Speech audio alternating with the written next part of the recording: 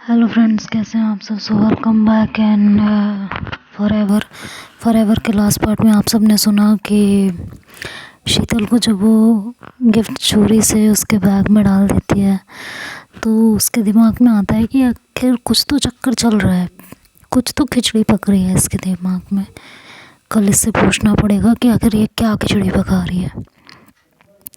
खैर, उससे कल तक रहा नहीं गया और शाम को ही उसने श्री को फ़ोन किया और पूछा कि क्या है ये सब। श्री ने कहा, क्या तुमने मेरे बैग में फिर से गिफ्ट डाला है? अब सच सच बताओ कि क्या चल रहा है। लेकिन श्री ने फिर से बात घुमा दी थी और वो बात को टाल गई थी। पर अगले दिन सुबह शीतल श्री के पीछे पड़ गई तो श्री ने उसे एक और गिफ्ट पकड़ाते हुए कहा कि शाम को बताऊंगी, अभी देर हो रही है। तो शीतल ने गिफ्ट ले लिया। शाम को जब दोनों की फिर से मुलाकात हुई तो शीतल ने फिर से पूछा तो श्री बोली कि क्या परेशानी है तुम्हें, तुम्हारा कुछ जा रहा है क्या? कुछ मिल ही रहा है ना, कोई नुकसान तो नहीं हो रहा, तो लो चुपचाप। शीतल ने कहा, हाँ मिल रहा है, कोई नुकसान नहीं हो रहा, पर मिल क्यों रहा है यही तो पता करना है, तो बता दो। श्री ने कहा, बता दूंगी, 2 दिन ठहर जाओ, 2 दिन बाद पक्का बता दूंगी। 2 दिन में क्यों, अभी बताओ। 2 दिन बाद क्या है? कहा ना 2 दिन बाद बताऊंगी, आप पूछना मत मुझसे प्लीज़, इतनी सी बात नहीं मान सकते मेरी। शीतल ने कहा, ठीक है। और ये बोलकर वो सोचने लगी कि आखिर क्या हो सकता है। खैर, वक्त कटा, श्री की ट्रेन आई और श्री के जाने के बाद शीतल भी हॉस्टल पहुंची। लेकिन रात तक बस वो यही सोचती रही कि श्री मुझे गिफ्ट दे क्यों रही है। उसके समझ में कुछ नहीं आ रहा था। अगले दिन सुबह श्री ने शीतल को फिर से गिफ्ट पकड़ाना चाहा तो शीतल ने लेने से मना कर दिया।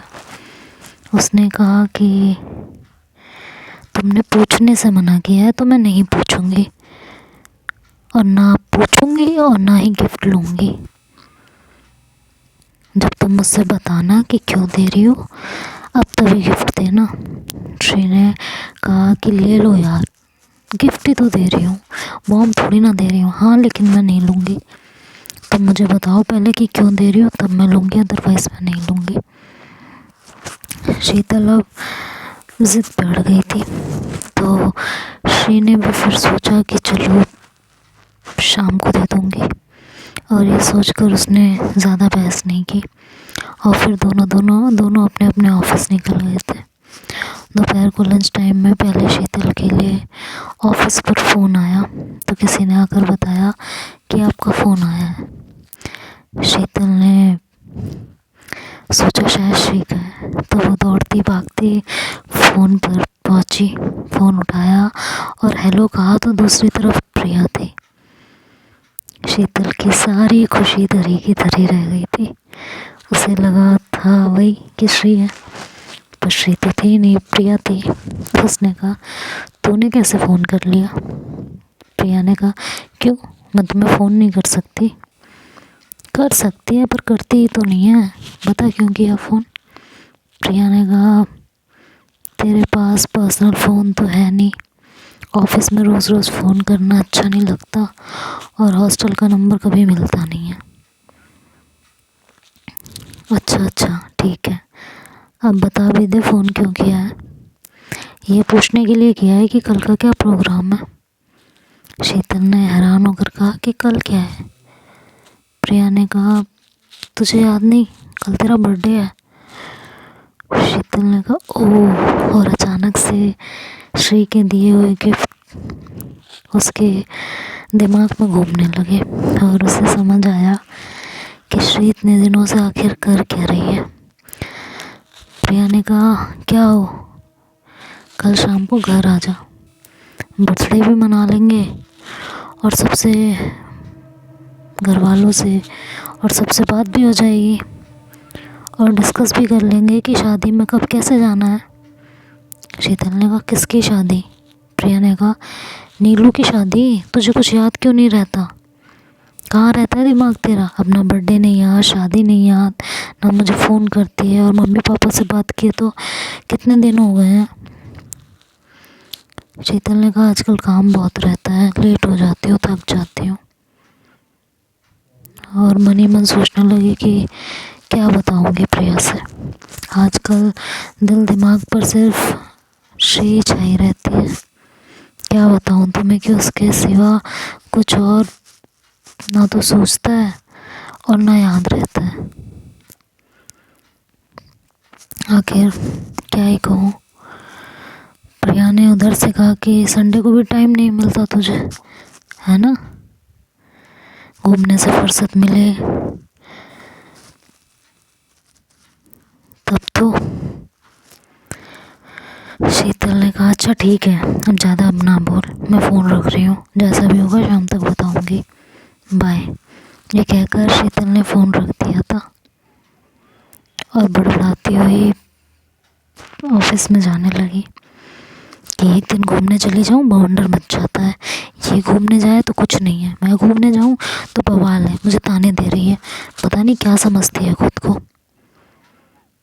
और बड़बड़ाती हुई अपनी सीट पर आ गई थी। फिर अगले ही पल श्री का ख्याल आया तो चेहरे पर मुस्कान आ गई और सोचने लगी कि अच्छा सरप्राइज दे रही थी मैडम। और ये सोच के उसके चेहरे पे मुस्कान बढ़ती चली गई।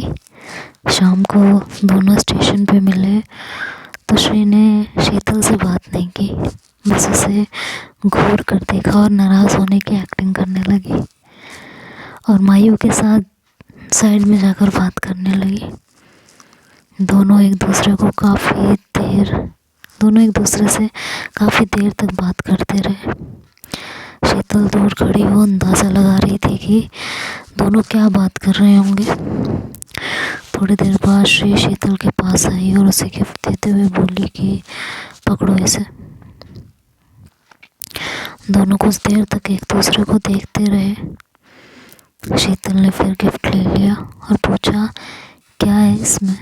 श्री ने कहा रूम पर जाकर देख लेना। शीतल ने कहा कल भी गिफ्ट मिलेगा क्या? श्री ने कहा हाँ कल भी मिलेगा। शीतल ने कहा कि परसों भी? श्री ने कहा नहीं। शीतल ने कहा क्यों? मुझे तो परसों भी चाहिए। श्री ने कहा ठीक है ले लेना। शीतल ने फिर कहा उसके अगले दिन भी चाहिए। श्री चुपचाप उसे देखती रही। शीतल भी उसे देख ही रही थी। श्री शीतल को इंटेंस लुक दे रही थी और शीतल उतना ही श्री को मुस्कुरा कर देख रही थी। फिर श्री ने नजरें हटा ली। शीतल ने कहा अच्छा कल क्या गिफ्ट दोगी ये तो बता दो। श्री ने कहा कल जब मिलेगा ना तब देख लेना। शीतल ने हाँ में सिर हिला दिया था। कुछ देर तक दोनों कभी एक दूसरे को देखते, कभी इधर उधर देखते। कभी शीतल श्री के पास तक चल कर जाती और फिर वापस मुड़ जाती, तो कभी दोनों एक दूसरे को देखकर मुस्कुराते, तो कभी शीतल अपने होठों के पास उंगली ले जाकर श्री को किसका इशारा करती और श्री गुस्से से उसे आंखें दिखाती। ट्रेन आई तो दोनों एक दूसरे को बाय कहकर अपने अपने रास्ते हो लिए थे। और फिर शाम को फ़ोन पर दोनों की बात हुई। पहले दोनों एक दूसरे से बात किया करते थे, लेकिन अब गुजरते वक्त के साथ दोनों एक दूसरे की खामोशी सुना करते थे। श्री से बात करने के बाद शीतल ने घर फ़ोन मिलाया तो मम्मी ने पहले बात ना करने के लिए उसे सुनाया कि कहाँ रहती हो, ना फ़ोन करती हो, हमारा तो कोई हाल चाल लेना ही नहीं होता, हमारी तो तुम्हें कोई पड़ी ही नहीं होती है, जब देखो सिर्फ अपनी दुनिया में बिज़ी रहती हो, ऐसी भी क्या नौकरी हो गई है कि तुम्हें जो है 1 मिनट नहीं मिलता बात करने के लिए। हम लोगों की तो कोई खैर खबर तुम्हें लेनी ही नहीं होती, बस अपनी धुन में मस्त हो, अपनी दुनिया में मस्त हो। क्या फ़र्क पड़ता है हमारी खबर लो ना लो, इससे क्या मतलब है। तो शीतल ने सफाई देना स्टार्ट किया कि मम्मा मैं थक जाती हूँ, रूम पर आकर फिर जहाँ बाहर जाने का मन नहीं करता मेरा, इसलिए फ़ोन नहीं कर पाई। पूरे दिन जो है ऑफिस में बहुत काम रहता है और फिर मेरे पास कोई फ़ोन नहीं है, तो मैं घर जाके फिर फ़ोन करूँ तो दिक्कत होती है। और फिर सोचा कि बर्थडे तो आ ही रहा है तो करूँगी फ़ोन। तो आज प्रिया